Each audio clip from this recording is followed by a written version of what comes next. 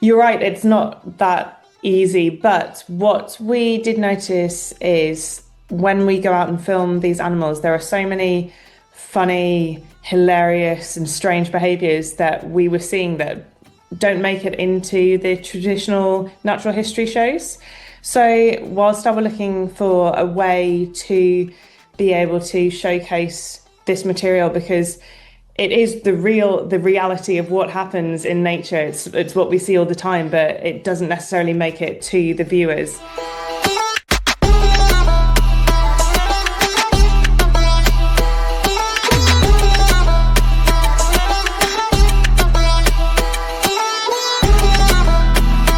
They came upon the idea to pitch a natural history documentary to Ryan Reynolds and his production team, Maximum Effort. And really luckily for us, they were on board right from the beginning. Unbeknownst to us, Ryan Reynolds is a great Nat Geo fan. He says, and I quote, that he's finished all of National Geographic with his children. So he was really keen on the idea from the beginning. And we were really lucky that they were on board from the beginning. So in terms of developing the show, everything that we were looking for, the stories, the characters, and how we were going to tell the story, we always had Ryan's voice in mind. That really helped to shape the series.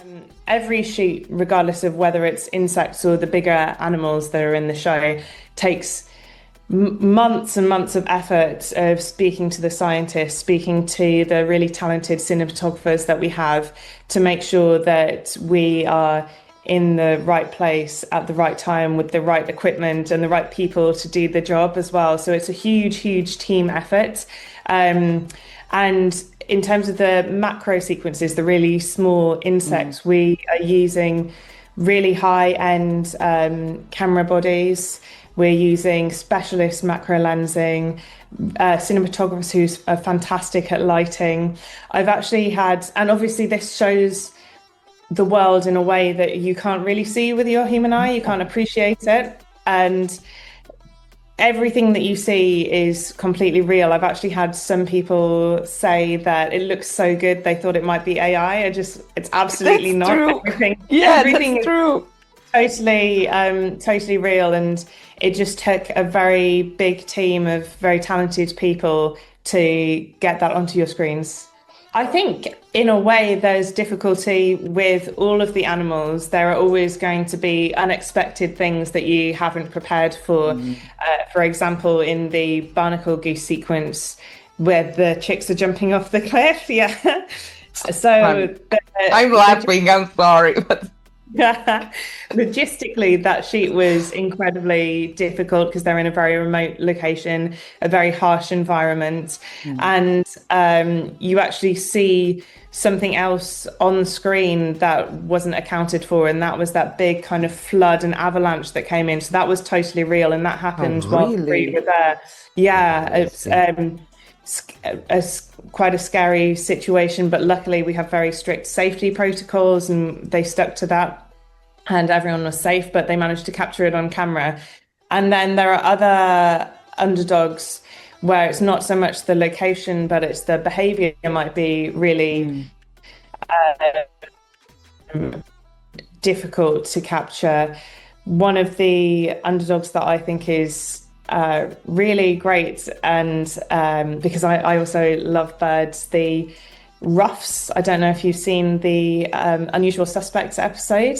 Yeah. So they're the wading birds that we filmed in Finland that have 4 totally distinct genetic sexes and 3 different types of male. And the behavior that we were going to film, we were looking at behavior from a male that makes up less than 1% of the male population. Wow. It's already a very, very rare male, and then the behavior on top of that is even rarer to get. And we actually managed to get it when we only had 2 or 3 days left of the shooting. Yeah, we did not think it was going to happen. We were getting a bit worried, but we finally saw the behavior, and it was obviously a moment of great jubilation for all the crew and a big relief for me that we captured it. So yeah, all of the underdogs have various challenges when it comes to capturing them. Well, I think that it's one of the great benefits of having a less serious view on the wildlife documentary and a kind of more real, fun, playful view. It really helps to open up the different styles that we can use in the editing. And you'll have seen that each episode has its own very distinct style. Yeah. We've got the Super Zeros, which has its comic book graphics, and then we have Terrible Parents with the 1950s, Sexy Beast with the stages of the relationship, and your karaoke with Michael Bolton. Beautiful. Unusual Suspects is the heist film, and then Total Gross Out, which is based on like an 80s 8-bit game. So all of them are really distinct and unique and have a very strong style, which I think is quite unique to Underdogs, and it just helps us to tell stories in a way that they haven't been told before, or maybe that they couldn't be told in a traditional format. So I do think that the comedy element, and especially with Ryan Reynolds' input into Underdogs, really will help us broaden the appeal to a range of like the demographics that we might not reach ordinarily. Hopefully, young adults who are often missing from a wildlife documentary viewership might be more interested and want to watch it because it is entertaining. It's really fun. It's really entertaining. And I think it should also appeal to people who already love wildlife documentaries because they're getting to see species they've not seen and stories they've not seen before in a fun way. So yeah, we're really hoping that a range of people can enjoy Underdogs.